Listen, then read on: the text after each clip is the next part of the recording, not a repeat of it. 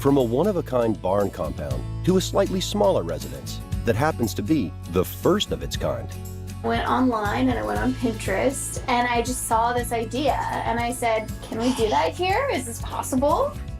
We find our next project nestled in a quiet Sacramento residential area. But one of these things is not quite like the others. So 320 square feet, it's an 8x40 shipping container.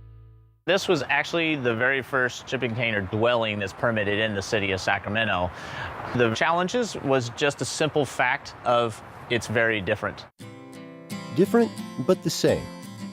It's got the living room, kitchen space, shared space, one full bath, and one full bedroom. I sort of threw out there to our architect and said, this is what I was thinking, and then he does the details of it, like, well, the sink can't fit in the bathroom, so it's gonna go in the hallway. It was a lot of just maximizing the space. I think we did a pretty good job of it. Seeing a blank canvas, Jody relished the opportunity to establish a theme. The hexagon was my favorite part, and I wanted it to feel very modern, but not cold. One way to warm up this cold industrial space? We wanted to go with something as natural as possible, and we thought bamboo would look great and it will feel more natural in the space. And while Jody worked on form, Matt focused on function. We definitely went crazy with the insulation to keep it energy efficient. Ideally, on a nice day, you could just open up the French doors and it'll just double your space. So you could just be inside, outside, and it'll feel bigger because obviously it's only 8 feet wide. In some ways, it's a simple matter of building out the space, which may not be as easy as it sounds. They're big, steel, heavy boxes. They're very tough to deal with.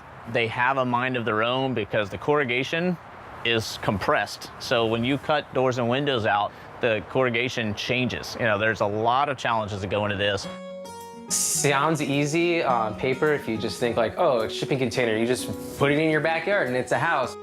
So it was so challenging just dealing with the permitting and everything on that aspect of it. To go through that again won't be as hard for the next person. And there's an argument that much about this is actually a good idea. Building with steel makes a lot of sense. It's going to be here to last. We like to call them practically indestructible. There is a human factor to consider, of course.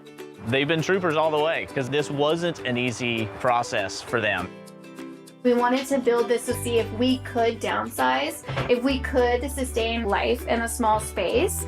And so we hope to see how it functions for us and go from there. It's grueling to get these things done, but when you see them come in, they light up like the lights we put on the ceiling. It makes all the difference in this world.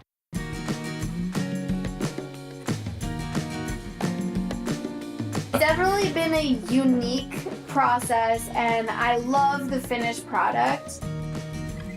Yeah, I would totally do that again. It was so much fun.